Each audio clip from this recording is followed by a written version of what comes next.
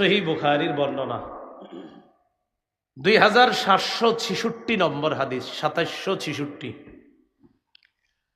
এই হাদিসে রাসূল সাল্লাল্লাহু আলাইহি সাল্লাম 7টি অপরাধের কথা বলছে, যে 7টি অপরাধ আমাদেরকে ধ্বংস করে ছাড়বে।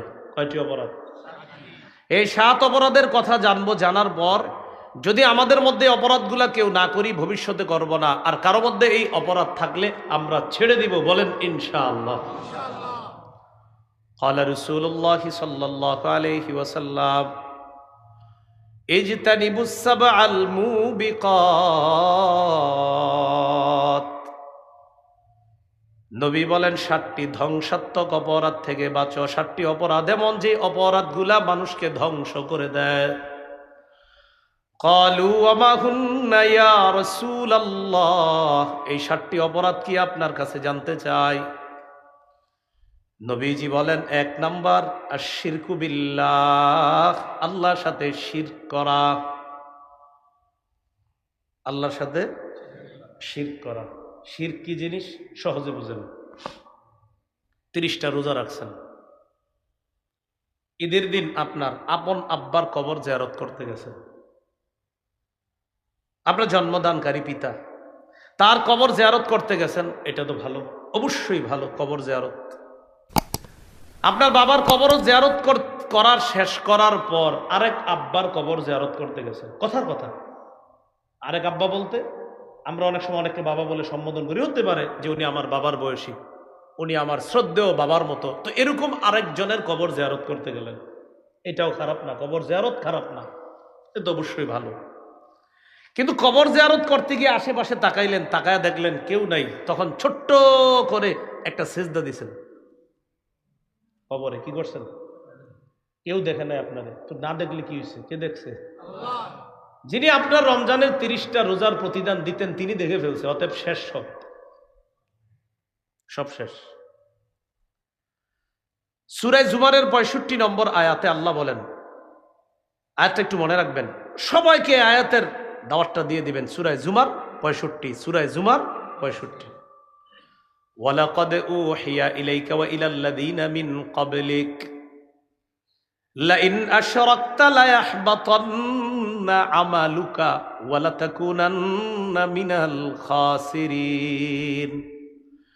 নবী আপনার প্রতি, আপনার পূর্ববর্তীদের প্রতি এই মর্মে ওহী প্রেরণ করা হয়েছে, যদি আপনি শিরক করেন আপনার আমলনামা বরবাদ।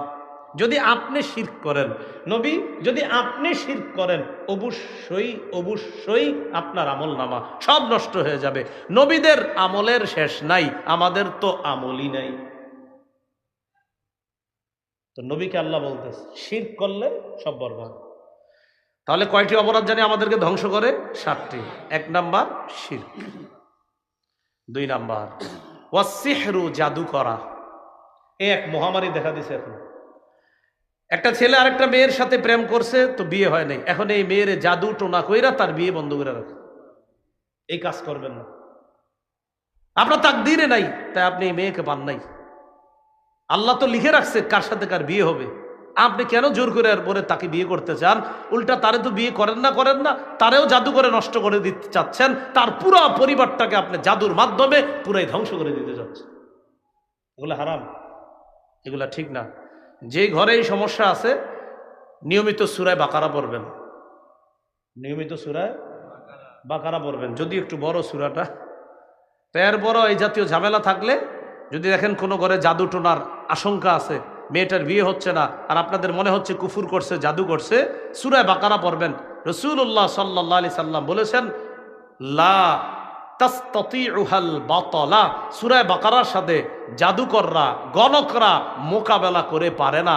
যেই ঘরে সূরা বাকারা তেলাওয়াত করা হবে, ওই ঘরে কাউকে যদি জাদুকারীরা ক্ষতি করতে চায় তাও পারবে না ইনশাআল্লাহ।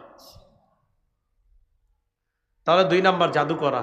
জাদু আমরা কাউকে করব না, আমাদেরকেও যেন কেউ জাদু করতে না পারে, তাই বলেন সবাই তাই। ফজরের পর 3 বার কুল হু আল্লাহ, 3 বার কুল আউযু বিরাব্বিল ফালাক, 3 বার নাস। তাহলে 3টা সূরা কয়বার করে? 3 বার, 9 বার পড়বো। পরে এই যে দেখেন শুধু সামনের দিকে এভাবে, আপনি ফু না দিলেও কিচ্ছু হবে না, বাকি ঘুমের সময় ফু দিবেন। ঘুমের আগে আমলটা যখন করবেন তখন হাতে ফু দিবেন, এইভাবে ফু দিয়ে এই সামনের অংশটা এইভাবে মুছে দিবেন, সামনের অংশ। তাহলে ফজরের পরে 3 বার কুল হু আল্লাহ, 3 বার ফালাক, 3 বার নাস। জোহরের পরে কুল হু আল্লাহ 1 বার, ফালাক 1 বার, নাস 1 বার। আসরের পরে কুল হু আল্লাহ 1 বার, ফালাক 1 বার, নাস 1 বার। মাগরিবের পরে কুল হু আল্লাহ 3 বার, ফালাক 3 বার, নাস 3 বার। এশার পরে কুল হু আল্লাহ 1 বার, ফালাক 1 বার, নাস 1 বার। বুঝে থাকলে একটু জ্ঞান খাটায় বলে দেন তো, ফজরের পরে কয়বার কয়বার, মাগরিবের পরে কয়বার, আর বাকি 3 ওয়াক্তের পরে কয়বার 1 বার। মাশাআল্লাহ। আল্লাহ মনে রেখে প্রতিদিন একদম কালকে ফজর থেকে একদিনও যেন না ভুল হয়, আমরা আমল করার চেষ্টা করবো ইনশাআল্লাহ। কয়টি অপরাধ ধ্বংস করে? 7টি। 1 নাম্বার শিরক, 2 নাম্বার জাদু, 3 নাম্বার ওয়াকাতলুন নাফসিল্লাতী হারামাল্লাহু ইল্লা বিল হক, অন্যায়ভাবে কাউকে হত্যা করা। নাসাইর বর্ণনায় আল্লাহ নবী বলেন, মান কাতালা উসফুরান আবাসা আজ্জা ইলাল্লাহি ইয়াউমাল কিয়ামাহ। দুনিয়ার মধ্যে কেউ যদি একটা চড়ুই পাখিকে অনর্থক হত্যা করে, চড়ুই পাখিকে অনর্থক হত্যা, আর আপনি বলতে পারেন হুজুর আমি তো খাই, খাওয়ার হত্যা এক না, বেচারা গাছে বসে রয়েছে, আপনারা 2 বন্ধু রাস্তা দিয়ে যেতে যেতে গুলাল মারছেন চড়ুই পাখিরে, এই দেখ আমার হাত কতটা মজবুত, চড়ুই পাখির গায়ে লাগছে, মরে গেছে। নবী বলেন কিয়ামতের ময়দানে ওই চড়ুই পাখি হত্যাকারীর বিরুদ্ধে মামলা করে বলবে, আল্লাহ এই ব্যক্তি কতালানি আবাসা, অনর্থক আমাকে হত্যা করেছে, ওয়ালাম ইয়াকতুলনি লিমান ফাআ, কোনো উপকারে আমাকে হত্যা করে নাই।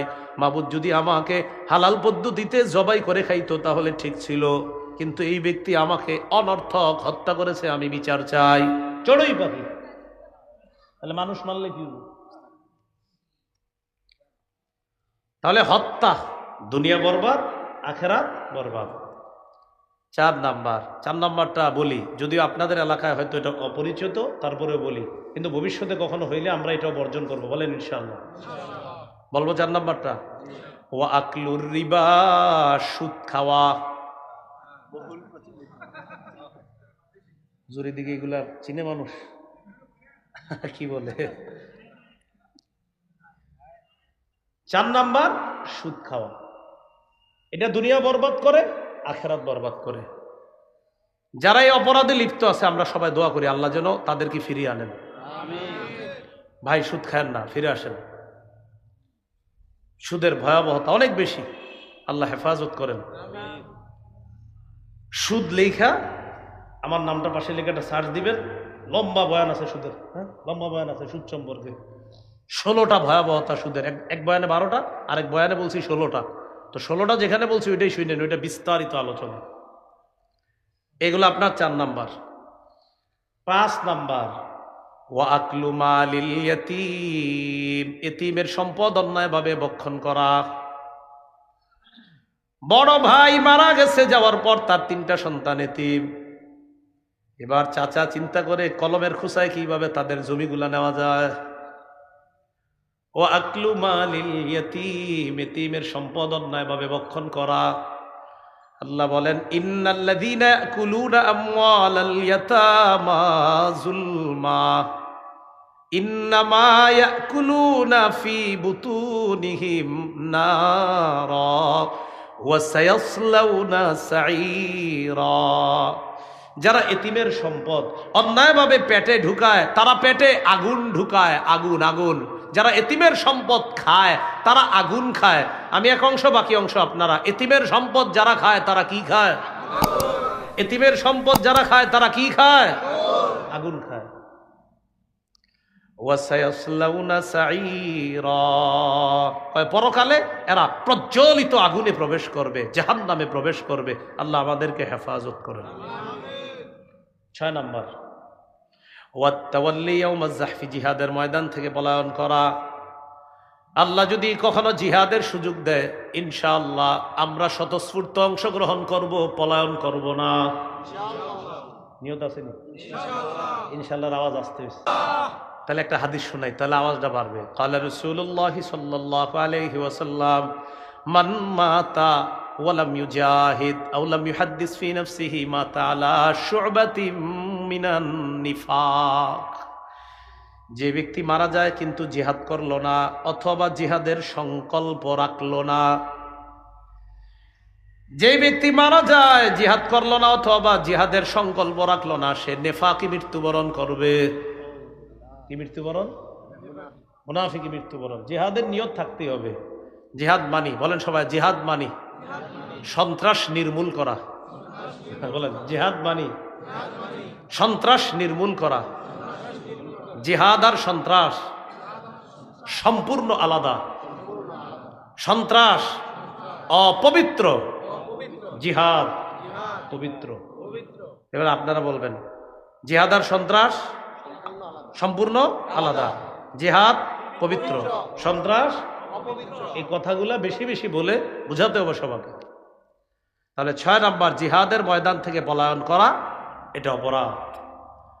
7 নাম্বার, ওয়াকসফুল মুহসানাতিল মুমিনাতিল গাফিলাত, সতীসাদী মুমিন নারীর উপর মিথ্যা অপবাদ দেওয়া। সতীসাদী মুমিন নারীর উপর মিথ্যা অপবাদ।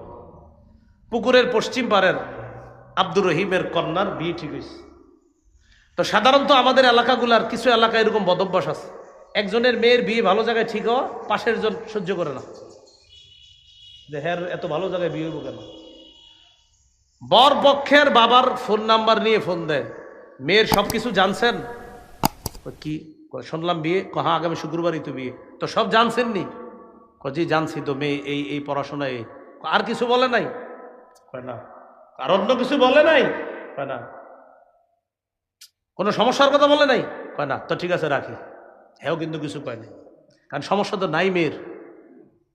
এই যে একটা কথা বলে রেখে দিছে, ছেলের বাবার মেজাজ মাথাটা কি হবে এখন আপনারা বলেন? কি ঘটনা, কি কি সমস্যা, কি আসলে কি সমস্যা হবে?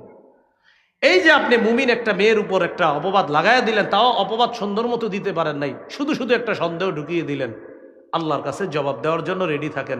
দুনিয়াও নষ্ট করতেছেন, আর দুনিয়াতে আল্লাহ আপনারা ছাড়বে না, মনে রাখবেন, পরকালও বরবাদ।